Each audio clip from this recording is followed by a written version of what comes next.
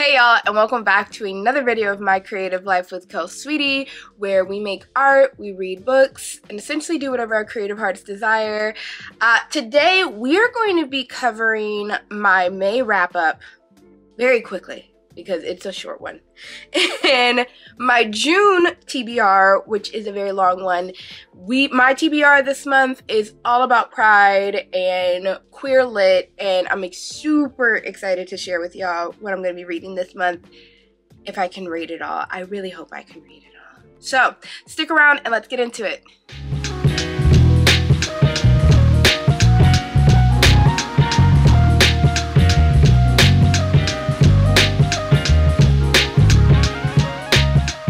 So like I said in the beginning, this wrap-up this month is going to be a short one.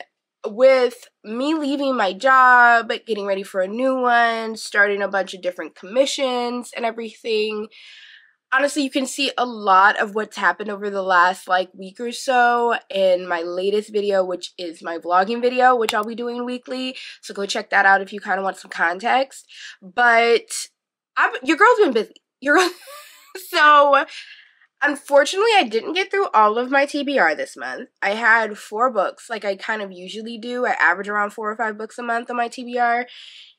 And even the one that I really wanted to get to, which was Island Witch, and it was my, Pacific Islander representation for my TBR and everything, I wasn't able to get to it.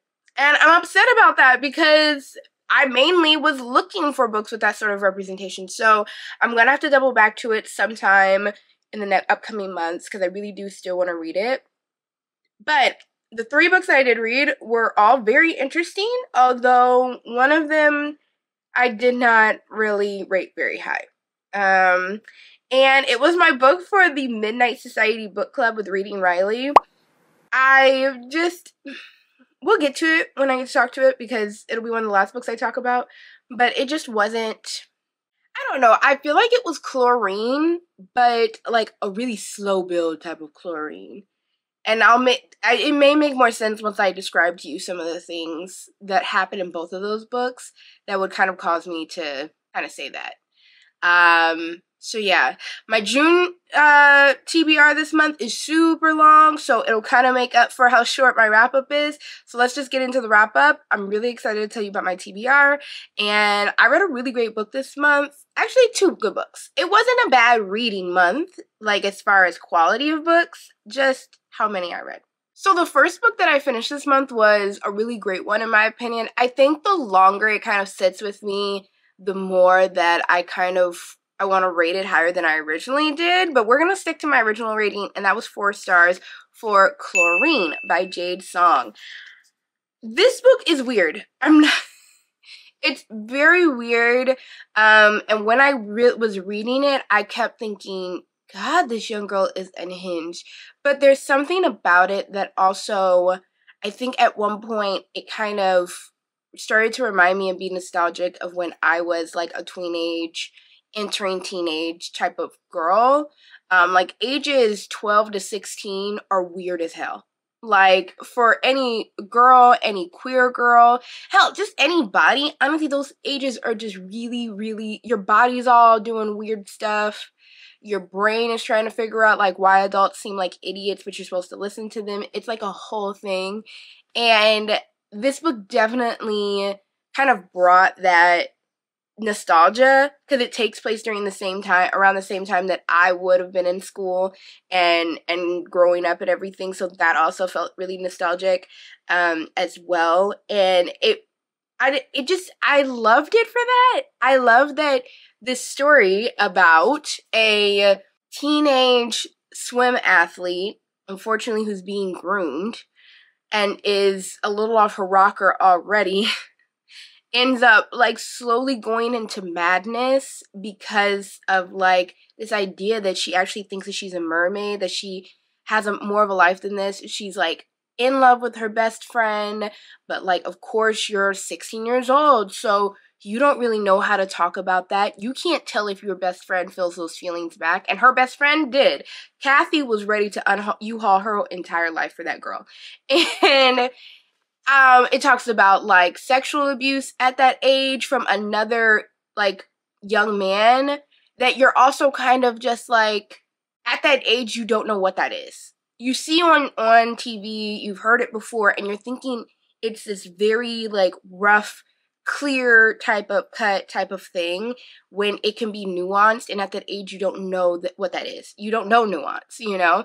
And I think that it really, Jade's song really just broke down like how weird and awkward and chaotic and unhinged those 4 years of life really are for any of us. Yes, she does end up making herself a tail before a swim meet, no less. And I loved that there was a part in this book after that happens, after she ends up making this tail for herself and getting shipped to the hospital off all these meds, that her mother, when they were just like, we gotta cut it off now, or we gotta like, you know, take care of it right now, her mother was just like, no, not until she wakes up, because I want to know why she did this. I want to know her reasoning. She should have some autonomy over you taking it away from her, or at least know that you're taking it away from her, not just wake up and it's gone and everything. And shout out to her mama for that. Like, her mom was a real one for like being like, no, my daughter should still have some autonomy over her body, especially being seen as she's a second-gen immigrant from Chinese parents. Like, that's so much growth right there. And her mama was like single mother, holding it down, doing the best she could. I loved Ren's mom in this book. I don't know what her daddy was doing. He was all the way out in China and then decided to come back after all of this happened. And then all of a sudden wanted to be like, you're taking it off. Like, I don't know why we're even having a conversation about it. Like, what's wrong with you? This, that, and the other. Just like male father, grr. Like, it was just, it was a lot. And it even talks about like the conversations of like being in a family of color and the issues of being vulnerable inside of that family when you're dealing with depression or anxiety or your queerness or whatever the case is, and you feel like your family loves you for certain, but don't feel vulnerable enough to be vulnerable with that family because no one has taught them to be vulnerable. And so there's a disconnect of like actually knowing who you're living with, who you're loving. I absolutely love that as well. I think that the ending, I think some people may have a problem with because it's really ambiguous on like the magical realism. Like, does she end up swimming away? Does she become a mermaid? And I think that it's interesting how people want to have this like moment of disbelief on what actually happens to Ren in this ending. And for me, I was very realistic on what probably happened for the ending. And I think with Kathy, like, she was just like, a lot of people also might have been annoyed with Kathy. I felt for Kathy because especially at 15, 16 years old, for the person that I thought that I was in love with, like at that age when you meet your first love, Romeo and Juliet don't seem so stupid.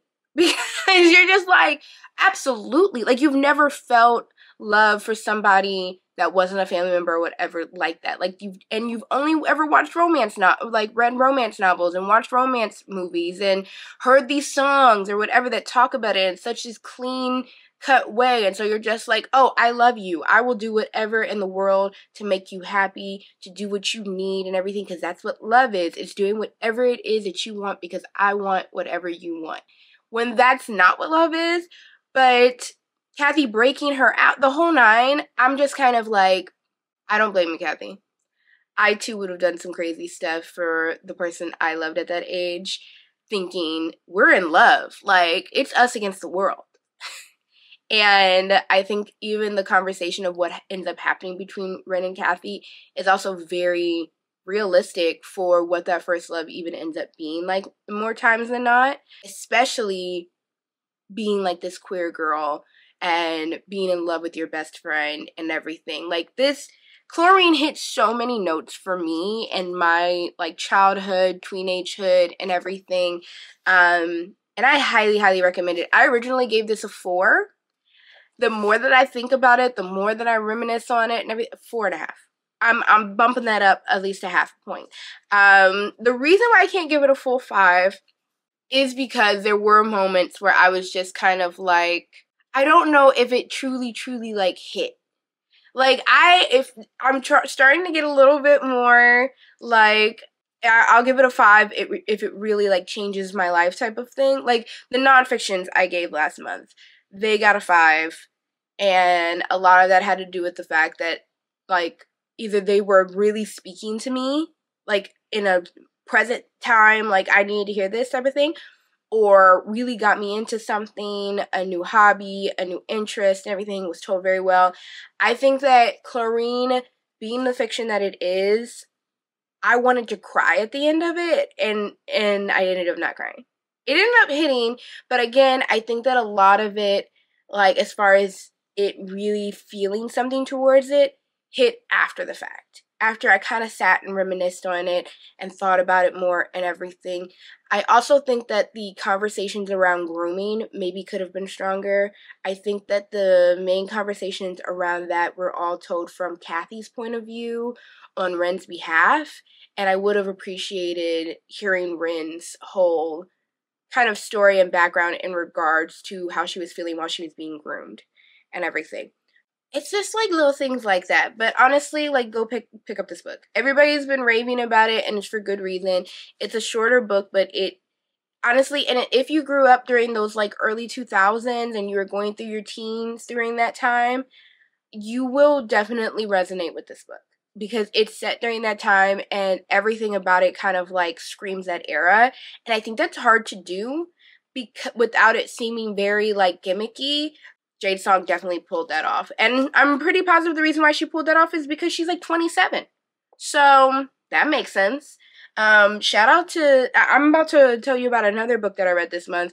And again, I think she's 27, 28. She's my age. So you start to wonder, what am I doing with my life, you know? But yeah, go out, pick Chlorine. It really, really is amazing and dark and coming of age and also light. There were, like, parts that I literally laughed out loud. The tampon scene is hilarious because exactly the same thing. I, to this day, like, the tampon scene was hilarious. I thought that was absolutely hilarious. The second book that I read was, I ended up giving a 4.5, and I'm going to stick to that. I feel like I've reminisced on it, I've kind of ruminated on it, and it's definitely a 4.5, but it is worth the hype, and that is Yellow Face by R.F. Kuang. It's definitely worth the hype. Everybody was talking about it left and right. Everybody was like, oh my god, Yellow Face is so good. Honestly, R.F. Kuang is probably making so much money. More money than she could even, between the Poppy War, Yellow Face, and Babel. This was amazing to read. It was frustrating to read, but it was eye-opening to read because it's all coming from the point of view of this white woman who has stolen her quote-unquote friend. You find out, like, I'm putting quotes around that for a reason. I don't want to give too much away. But, like, June Hayward is this white author who, her quote-unquote friend, Athena, ends up dying in front of her. And she ends up taking her manuscript and putting it out under like kind of a pseudonym, like, which is Juniper, which I guess is her full name. But it's kind of like, wonder why you put out Juniper instead of June, the whole nine. And she basically is yellow facing. And she writes this book. Athena wrote the book, and it was a first draft manuscript. She's, like, trying to, like, rationalize what she did. And at first she starts editing it because she, in her mind, she's saying this is what the reason why is because, like, editing this and writing and finishing it is helping me with my grief and this, that, and the other. You can never tell if that's genuine at all because then she ends up publishing it. And she ends up getting dragged on Twitter and Instagram and everything as they continue to, because of course no one knows that Athena wrote it until more and more starts coming out about the fact that, yeah, she stole this. There are bits and pieces of it that other people have seen before from Athena. Her notes come out, the whole nine. It becomes very clear that June is getting painted into a corner. And her reasoning, her thought process, like, it's all her inside thoughts about what's happening during this time while while all of this is unfolding, and, like, her losing her publishing deals at one point and everything. but also like jumping back, and how it's not this clear. I think that was the kind of rush, was that it wasn't just like, oh, people found out that she wasn't really writing this book or whatever, and then she was completely canceled. Like, of course, there's always going to be that person who's just like, we shouldn't just like believe what we see on the internet and whatever. It really broke down how cancel culture is not black and white, and how it's really finicky. Like, even from the people who are doing the canceling and everything, because you have people out there who are trying to be morality police at the same time, but they want to be morality police towards the quote-unquote wrong thing, and how, like, people forget about things as time move on, because in the information age, somebody's always out there ready to be canceled because of some stupid stuff that they've done. So, you know, you can't keep a tab on absolutely everything that wrong that ends up happening sometimes, and how things blow over and how things get worse, and how everyone has a little bit of this darkness in them. But one thing that was the most interesting for me was to hear, if you're listening closely, June's reasoning for everything that she's doing. There was at one point when she was talking about, like, couples, like writer couples that are power couples and everything. And in regards to Athena and her ex, I think his name's Thomas, and she starts naming some of these, and two of them are writers that were actually like parasitic writers. Literally laugh out loud was when she mentioned F. Scott Fitzgerald and Ella Fitzgerald, and I was just like, or Zelda Fitzgerald, and I was just like, F. Scott Fitzgerald literally stole almost all of Zelda's work. Like, The Great Gatsby is Zelda Fitzgerald's work.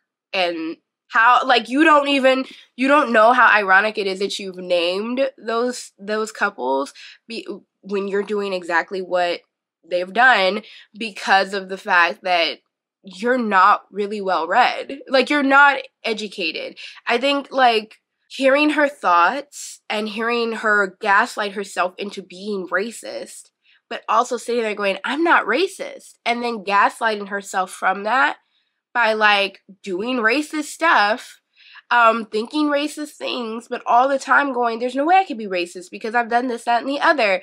And hearing the thought process that, like, honestly, a lot of white women probably have this internal dialogue on when they end up in situations where it's like, dude, you're doing racist stuff and everything, and they're just like completely like, there's no way I could do that. This book, I feel like, really walked through that, and I think that it's very interesting because a lot of, as I've spoken before about a lot of these books that get popular on Bookstagram, a good amount of popular Bookstagrammers and booktubers are white women. And so when they read books like this that call them out, I truly, and we of course don't hear about it in their reviews or anything, I would love to have a conversation with them to learn, like, what were you thinking when you were reading this dialogue? Did you also think nothing of it because that's your reasoning also lines up with this reasoning? Or did you notice this, that, and the third on why that was racist, on how that was gaslighting, and on how that was ironic and everything because what she's saying wasn't true, or whatever the case is, the victimizing of herself in these situations where it was clear that she wasn't the victim, and how you think because you've been brought up to think that way, because you are around others who think that way, and so your thought process has been that way. I think that books like this are very interesting to talk about in that context, because while you have so many white women who are sitting here reviewing this book and saying, yes, it's great, that's crazy, this, that, and the other, are they thinking about the nuances of the many things in between her stealing this work and everything like that?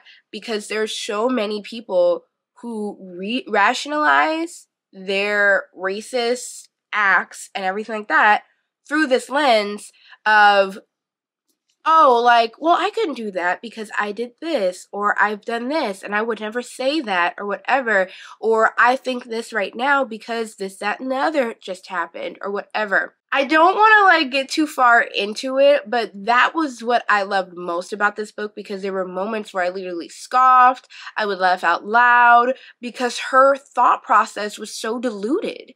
I would just go, how do you think that that's how things work? Like, is that how you really think things work? And that's another thing, too, is I want to know how many white women read this book and then went, yeah, that's how things work. And for me to go, that's not how things work whatsoever. Like, that's not the thought process. That's not how the world works. And you only believe that because you're around other like-minded people thinking that way. And you've all deluded yourselves into thinking that way and gaslighting yourselves into thinking that you aren't able to be racist. But it's actually very easy to be racist. It's very easy to do microaggressions, to have stereotypes and everything in our society because of how it's wired, because of how we work within our societies, and because of how we are on social media where everything is black and white. And that's all we're allowing. I absolutely love this. It was amazing. The ending, I think that the reason why I gave it a 5 was because the ending felt a little too much of a cliffhanger situation. And I also kind of felt like what I thought this wasn't what it was, like the piece as a whole. And I would have maybe preferred for the ending to kind of be like, this is all like a product of her new book that's coming out. Like, we just read Juniper Hayward's new book inadvertently, like her memoir of everything that happened inadvertently. And that's not how it ended. And I would have preferred that ending. So when I got the ending that I got, I was just like, it's a little too cliffhangery for me. And I feel like this should have been just a product of what that ending was. I won't say what the ending is, but I did like it overall. I would highly recommend it, and I do think, yeah, I absolutely think that it's worth the hype that it's gotten. Last but not least was the book that I read for the Midnight Society Book Club with Reading Riley, and that was The Vegetarian. I gave this one 2.5 stars. I think after our conversation, which go check that out if you have not, I had a great time. Probably went down in history as the longest live show ever for the Midnight Society Book Club. But I had a really great time and everything. After our conversation, I felt like this was a 3. I felt like I was being harsh with it being a 2.5. The experience was still like a 2.5, a 2.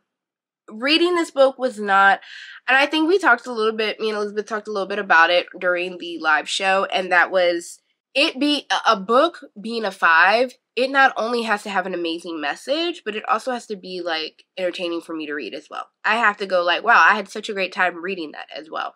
Or else, like, why do we read it in the first place? You know, at least why do we read fiction, you know? If I just wanted a message and information, I'd read nothing but nonfiction all the time. So, I'm giving this a 3.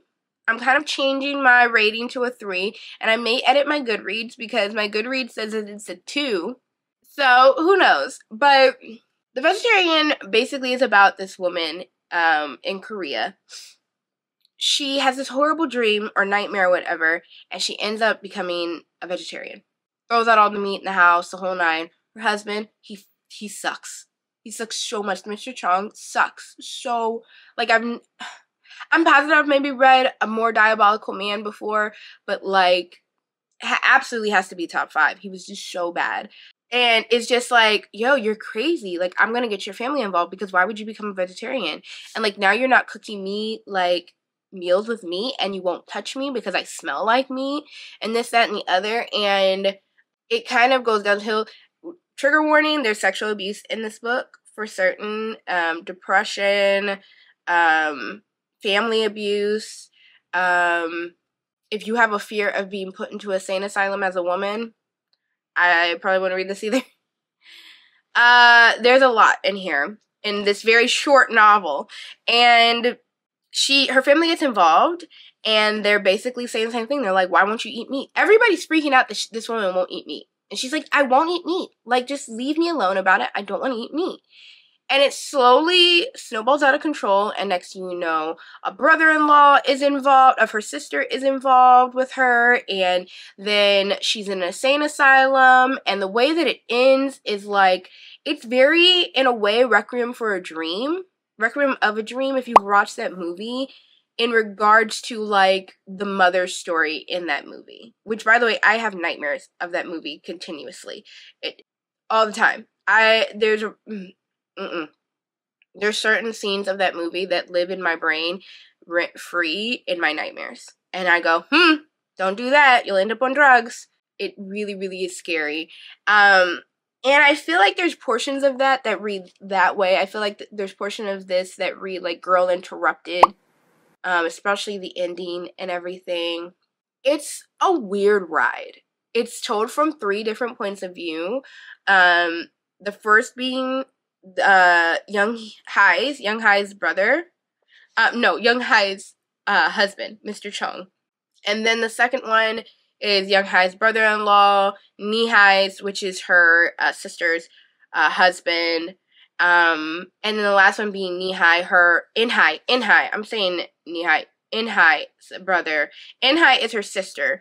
And so there's a moment where you get her point of view because she's the only one who's kind of caring for her during all of this going on. And she's also the oldest sister who is known as the perfect one, who's not like disrespectful and this, that, and the other, and seems to have the perfect life and stuff.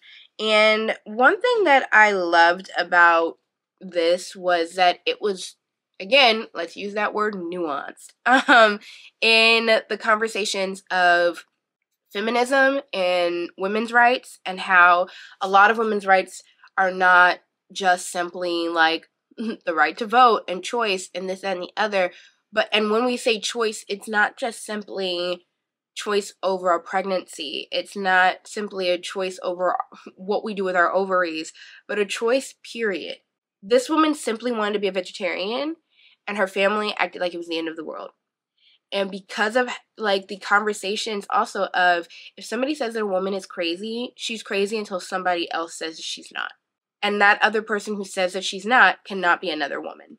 Because at the end of this book, that's exactly what basically ends up happening, is that Inhai has absolutely no control over what's also happening to her sister now either. I don't want to give too much away because I feel like you have to kind of read it in order to, like, understand any of these random things that end up kind of happening, because they do kind of feel like they're disjointed, all these situations that are happening, and you kind of have to read into them. Like, what do they symbolize? What are they feeling at that moment? What does this character symbolize in the conversation of a woman and her choice and her rights and her autonomy? And I think that was what made it also a little bit unenjoyable, because it felt very disjointed. Now, what this book represents in regards to all of that and the conversations of the men in women's lives, and whether or not they are inherently, like, clearly not good people, even though, like, for instance, her husband, horrible, isn't there for her, is part of the problem, is obviously abusive, all of that. He's clearly like, oh, you're a problem and everything. Then her father, abusive, tries to force feed her meat and everything, talks to her crazy, says she's a disappointment. You were also a problem, because it talks about the conversations of fathers thinking that they have autonomy or ownership over the decisions and choices of their daughters or their offspring, because they are their offspring, when in all honesty they have no right to that whatsoever either, which I thought that was a really good conversation that I don't think is talked about enough either.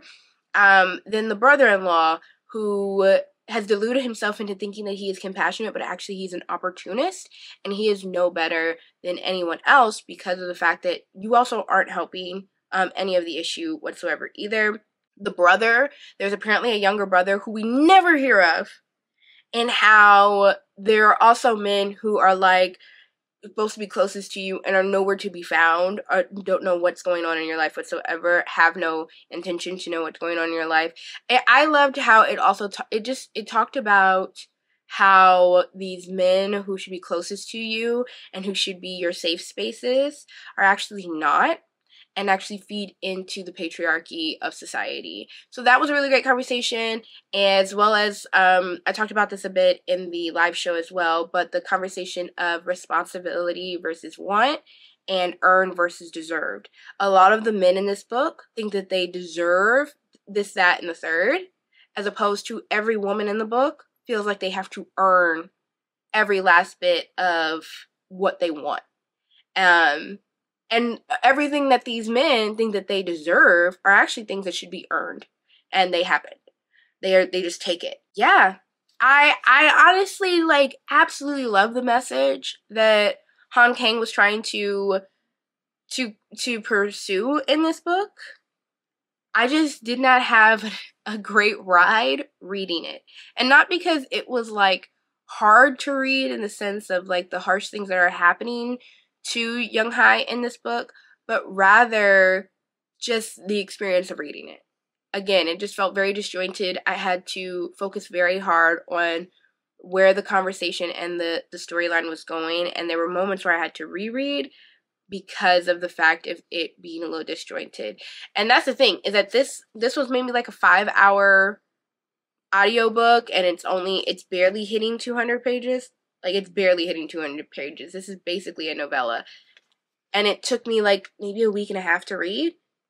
And I think a lot of that has to do with the fact that it didn't really grab me. And it wasn't until after I finished reading it that I got all of the message it was trying to give. Because when I finished it, I was like, is that the end?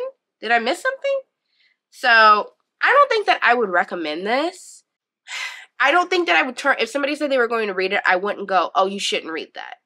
But I don't think that it would come to mind and I would go, yeah, you should read this book. If that makes sense, I'm very middle of the road with it. So that was my May wrap-up. It wasn't horrible. Like, honestly, all of these books had great messages. It was all interesting stories and everything. Honestly, I think the Vegetarian just kind of threw me for a loop because it wasn't as entertaining as the first two. But the message was still there and very strong. So again, like, I don't feel like this last month was a bad reading month as far as, like, storyline and message and reflection and whatever. It's just, I only read 3 books. Hey y'all, Editing Kelsey here. And I'm basically realizing that I did not mention one of my vampire reads that I read this month. I read 2 vampire stories, and I did not finish Dracula. And a lot of that had to do with how busy I got, and I couldn't do the Dracula week that I wanted to do. So I completely forgot about them. So while I actually read like 5 stories this month instead of the 3 I originally thought I had. Oops. But basically, I'm going to post my review on Carmilla on my Instagram this month, as well as cover it in my reading wrap-up for June, since I think it's appropriate considering it's a sapphic romance or sapphic novel about vampires. However, for the Black Vampire, I don't think that I'll be doing a review or covering it in any of my wrap-ups, just simply because I wasn't really impressed with it. It unfortunately wasn't as groundbreaking, considering that it was supposed to be one of the first anti-slavery kind of stories, as well as one of the first American vampire kind of stories as well. For 1819, I suppose it's groundbreaking, but reading it now, it just really hasn't aged well, and it's still, honestly, just didn't feel revolutionary to me as a woman of color. So I don't really want to cover it. I kind of just want to be like, all right, we read that. We can understand the importance of it in the grand scheme of vampires and vampirism, and even the fact that it's apparently one of the first anti-slavery brochures, especially in the US. But that's kind of all I'm willing to kind of give it. There's no proof or evidence that the author even was a Black person, and I'm really hoping that is the case, because reading it, it doesn't read like that's the case either. So honestly, I won't be covering it. Just want to hop in here to say and clarify that Carmilla will be covered in my next wrap-up for June, as well as a review for that will be coming out, and honestly, I enjoyed it. There were just bits and pieces of it, and I'd like to talk about it more. That'll be coming out in June. Alright, on to the video. And I didn't finish. I think I'm also being really harsh on myself because I didn't finish Island Witch, and that one I really wanted to read. I wanted to end my month with that story, and I didn't get to it. So I'm gonna have to find another time to read it. I'm hoping in the next couple of months ever-ending TBR. I think that's the other thing when I don't finish things that are on my TBR for the month and everything. I'm like, ugh, those are now going to roll over into another month, and I get anxiety about it. So, but I really did love the books that I did read, like the messages and the reflections I read this month. So it was really great. Now, my June, one thing that I didn't find, though, was a lot of intersex and asexual, aromantic book representation, which was really disappointing, especially intersex, because I don't know a lot about, you know, that identity whatsoever, and what I'm learning is that a lot of others don't, apparently, because what I did find when I was trying to find that and research it was that a lot of people group it in with being transgender. Some people who are transgender identify as intersex, but not everyone who is intersex identifies as transgender. And unfortunately, a lot of people simply, when they read the definition of what it means to be intersex, they simply go, that's transgender, and it's not. I'm going to read the definition right now so that I get it right for everyone, because I think that a lot of people should know what it is, because it was, I mean, also just like with myself, like it's something that I need to learn about, which is exactly why I wanted to read about it. So this is the definition of what intersex is according to, yeah, like online. We're gonna actually look it up on like Wikipedia. But intersex people are individuals born with any of several underlying genetic conditions that cause abnormal development of sex characteristics, including chromosome patterns, gonads, or genitals, that, according to the Office of the United Nations High Commissioner for Human Rights, do not fit typical binary notions of male or female bodies. Now that I've read intersex, now let's read what transgender, the actual definition of being transgender, is. Once again, on Wikipedia, just for continuity, a transgender person, often shortened to trans person, is someone whose gender identity differs from that typically associated with the sex they were assigned at birth. Some transgender people who desire medical assistance to transition from one sex to another identify as transsexual. Transgender is also an umbrella term. In addition to including people whose gender identity is the opposite of their assigned sex, trans men and trans women, it may also include people who are non-binary or genderqueer. Other definitions of transgender also include people who belong to a third gender or else conceptualize transgender people as a third gender. The term may also include cross-dressers or drag kings and drag queens in some contexts. The term transgender does not have a universally accepted definition, including among researchers. So, the issue really is the fact that like queerness itself, it's not something that can be truly and utterly defined. And I think for a lot of people, that confuses them because they need clear definition. But based off of that, the thing is that, like, being intersex, you could present yourself as cisgendered and the whole nine, and you could be, and even sit here and be in a quote-unquote heteronormative looking relationship, but you could be intersex. I mean, you're just simply born with, it's just like, you could have the same two chromosomes. I know some people who are intersex, and it's like, I was born with both chromosomes. That has not affected, like, my genitalia or any of the case like that, but I'm born with both chromosomes. I am intersex, as opposed to transgender, which is an umbrella term that has changed a lot over the years and everything.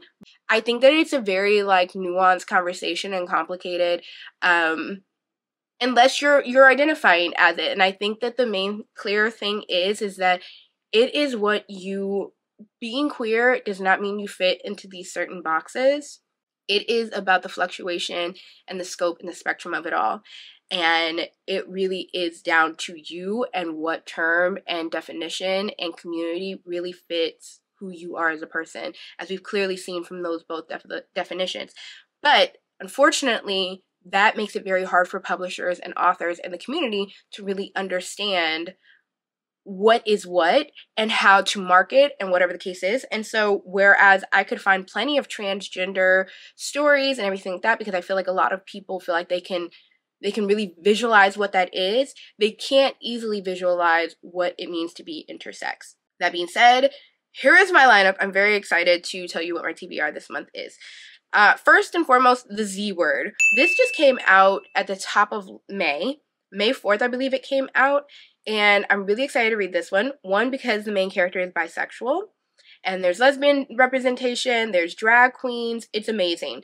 Basically, the world is under a zombie attack, apocalypse, and everything. And our main character ends up basically trying to fight off the zombie apocalypse with her found family of friends and her ex-girlfriend. And that was enough for me to read it. It sounds like it's going to be hilarious and fun and all of that, while also having a ton of zombies. Earlier this year, I read a book that had a very similar kind of idea. It was written by a heterosexual male, and it was the idea that zombies were made from this, like, fungi that came up in the cheese of some sort. And the main characters were also two queer women who were lesbian, and they had just broken up as well, and they were fighting off the zombie apocalypse as all this was happening. I didn't finish reading it because, unfortunately, I don't feel like the author did enough research to really, like, take away the male gaze in regards to these two women who are lesbian and fighting off this apocalypse and everything. Their sex was constantly brought into the story in a way that was very male gaze appropriate. Some of the characters were constantly, like, bringing up that they were lesbian. It felt like it was just very, very clear that the person who wrote it was heteronormative, heterosexual, male, and I didn't too much enjoy it. So which is unfortunate because I really loved the idea of the plot. I felt like it was going to be funny and everything, and instead it just kind of felt a little uncomfortable. And so I'm really excited to read this because I feel like this is another shot at that, and Lindsay Ring Miller, I feel like it's going to pull it off. So I'm excited. A lot of people are reading this one, so we will see.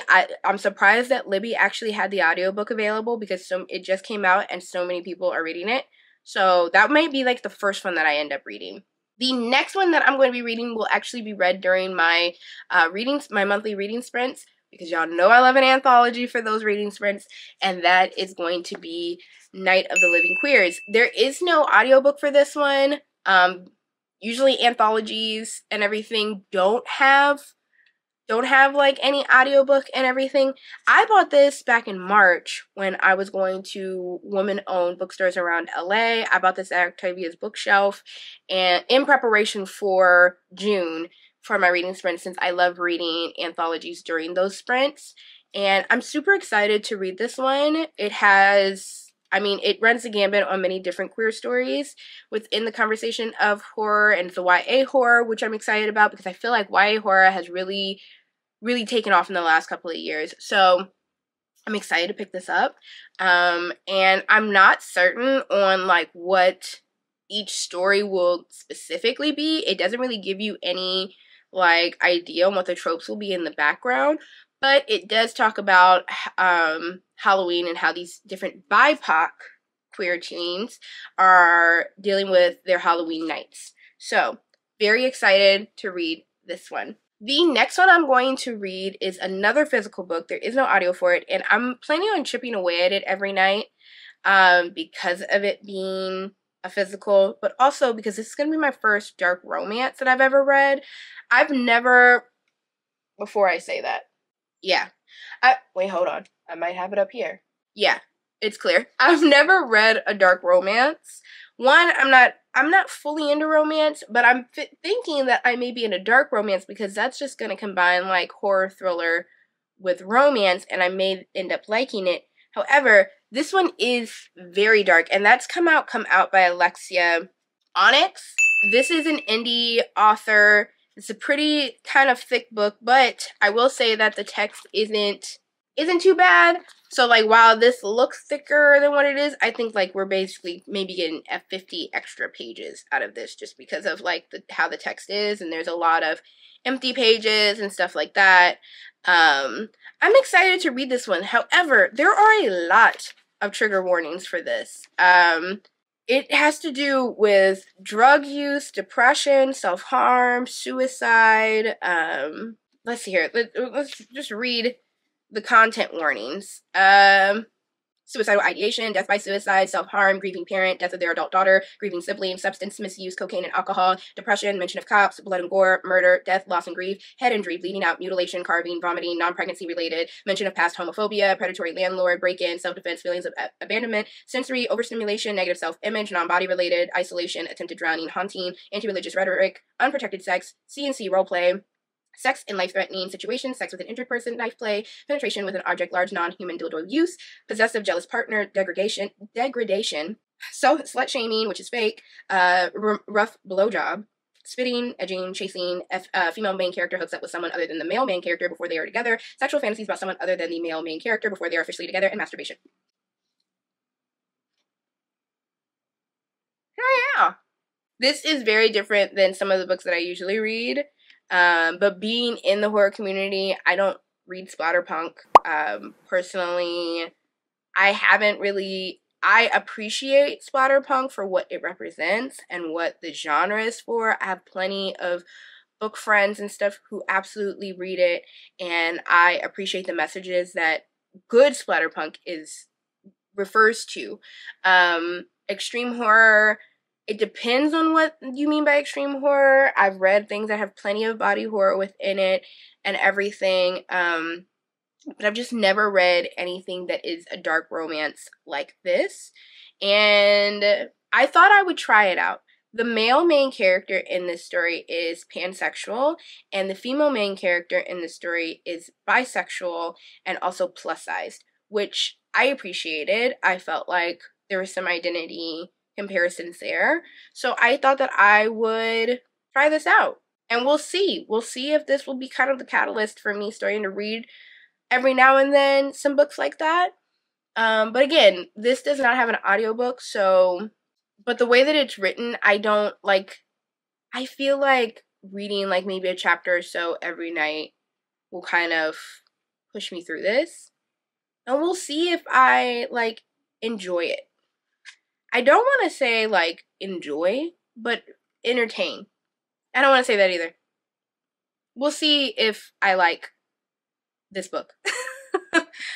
Next, this is my intersexual identity read, and that is Sorrowland by Rivers Solomon. I have not read a Rivers Solomon book, although I know they are extremely, like, well-known author within, like, the horror sci-fi community as well as the queer community because of the fact that they are intersex, and there aren't a lot of authors out there who are well-known and intersex. This one sounds really interesting. It has to do with our main character who is intersex, and she ends up having her 2 children in the middle of the woods, who they are basically running from a cult that they had left. And the cult is coming after them, and they and their children are trying to get away from this cult and all these different situations. I'm super excited. There's a cult involved. There's isolation. I'm excited. I also really loved that this is a story of somebody who is intersex instead of just reading something that is written by an intersexual author. I really want to, like, learn more about the identity through reading their stories. So I really am excited to read this one. And luckily enough, this one was also available on Libby, which I will get to why I'm making a big point about that so far. Another one that I will be reading, which is one of the only ones that I could really find that seemed really interesting for me on the conversations of asexuality, and that is Survivor Song by Paul Tremblay. Keep in mind that my first Paul Tremblay book that I read was The Paul Bearers Club, and that was at the beginning of this year, end of last year. It was like in an in-between point. And I was upset because I was just like, I loved the story. Another situation of, I love the story that you were telling, but I don't think you understand what story you were telling. And you didn't realize that until the very end. And I feel like Paul Tremblay, like, he bit off more than he can chew, or he kind of lost the plot. And I was really upset about that because I've heard so many good things about Paul Tremblay. And a lot of people have said, give him another try. Honestly, that book is not a good representation of his work. Head Full of Ghosts and Survivor Song are 2 of the ones that I continuously hear about. Now, one of the main characters in Survivor Song, she's a doctor, and Rams, I believe her name is, and she is trying to help her friend, who is pregnant, during this rabies virus apocalypse that's happening in the world to get to some hospital to have her child because she has been bitten by this virus. And so she basically has to help her to a hospital before the virus takes over her body so that she can have this child. It is mentioned like once in the book that Rams is asexual, and then they never really bring it up again. So I want to read about it. I didn't want to read something where somebody is assumed to be asexual. I found a lot of those recommendations that it's like, oh, by their actions it's assumed that they are asexual. I wanted something where it was clear that the author said this person is asexual. So it was very clear that that was the experience that we were having.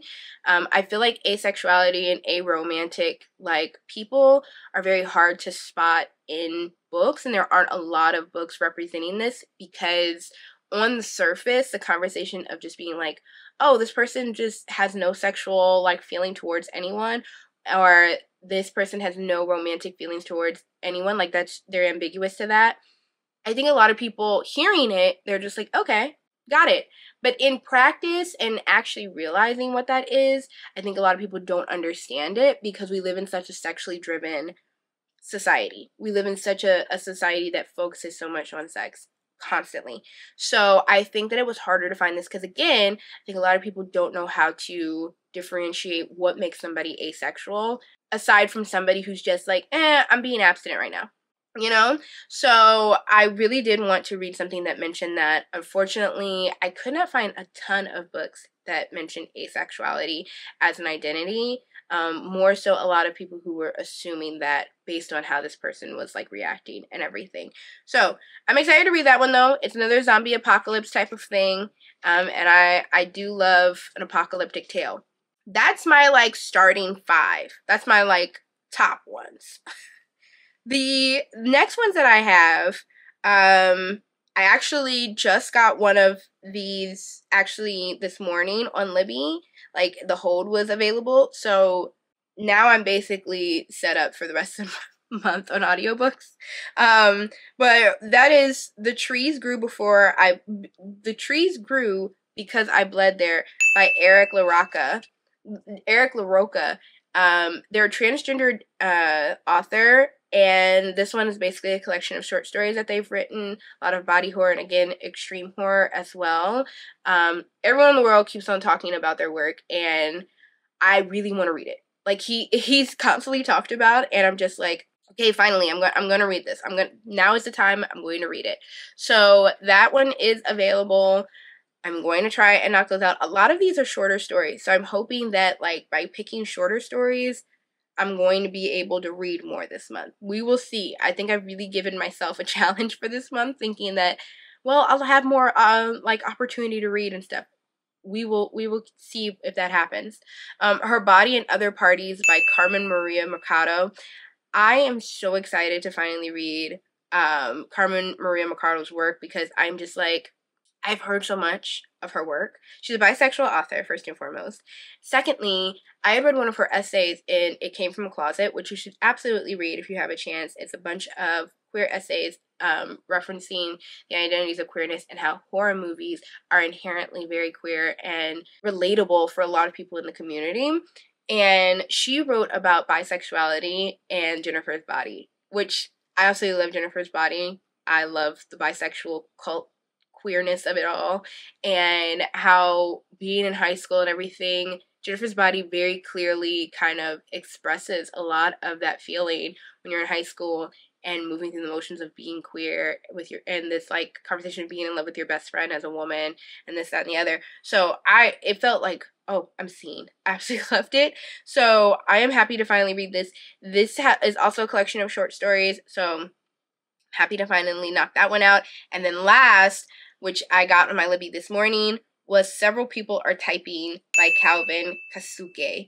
They are also a transgender author as well, and I've been wanting to read this one for a while. I'm really excited about it because I think the plot sounds really interesting. Basically, Gerald, who works at this company, and they're working from home, I guess, his consciousness is sucked into a Slack chat, and AI and everything starts to take over. He's trying to get back to his body, and he like asks another coworker to help him with this. and like no one else is like kind of figuring out that like he's in the Slack. So I'm excited to read it. It sounds really interesting, and like the conversation of consciousness versus body, and people versus like AI, and working and corporation and everything. So super excited to finally read that one as well, and that was just available on my audiobooks. So I'm now all set up for June on my audiobooks. I had 2 other books that I was going to also have on my TBR this week, but I realized that they would actually be really good for July for the Summerween Challenge, which is done by Gabby Reads, and I'm going to be participating again this year. I knew for a fact I was reading Gone Girl. I know that much. And I wanted to maybe read Flowers in the Attic, which I just got at the thrift store recently. But there's a prompt that was like, more than 5 words in the title. And I could not, for the life of me, find a book on my TBR that had more than 5 words in the title. Until I realized that Everyone in This Room Will Someday Be Dead and A Song for the Wind for the Wild Bill both have more than 5 words in the title. So I will probably be reading both of those during Summerween in July. So prepare for that. I was going to read them this month because of the agender and the lesbian representation, because I finally want to read those books because everybody has been talking so much about them. And Becky Chambers got me once before with A Long Way to a Small Angry Planet. So I thought, I'm going to love this one. So, but they're better for next month. We will push them to next month. It's fine too because they weren't available on my Libby. So we will see, but that is my TBR for June. I have a lot here, but I feel like some of this is doable. I think I get most worried about my physical copies of things to read just because they're physical and I have to find the time to actually like read them. A lot of these books are like 5 hours long, 9 hours long. I think only a few of them, let me check before I sit here and lie. I think only a few of them have actual like, that they're longer than like 9 hours. And there's already 2 people reading. I'm probably going to have to read Several People Are Typing first because that one's 3 hours long. So, and I only borrowed it for 14 days, which gives me agita. I usually borrow for 21 days so that I have some time throughout the month, but it is what it is. Yeah, let's see here. Several People Are Typing is 3 hours long. The Z Word is 8 hours. Her Body and Other Parties are 9. Eric LaRocca's is LaRocca. Jeez, I keep on doing that. Eric LaRocca's is 5. Paul Tremblay's Survivor Song is 9. And Sorrowland is 12. So Sorrowland will definitely be the one that takes them longest. And so I have to plan for such. I'm definitely going to read Several People Are Typing first, just so that I can knock it out and make sure that it's read, because those 14 days will move. And then I'll read the Z Word, because I really want to read the Z Word, and move on from there. But super excited. I feel like the lineup of my TBR is really good this month, and I can't wait to share it with y'all. I will probably be giving y'all tidbits of things that I'm reading and thoughts and stuff as I move along on my vlog, so make sure you check those out weekly. Those are a new thing that I'm doing now that I'm kind of entering this new phase of my life and stuff. I really want to share a lot of the things that I'm doing, both from like my commission work and freelancing and thrifting and stuff, and everything that doesn't really fit into a specific like video like this and stuff. So make sure you check those out. Thank y'all for coming with me and talking about what I read last month and what I plan to read next month. If you like this video, please like down below, as well as subscribe, and I will see y'all in the next one. Bye.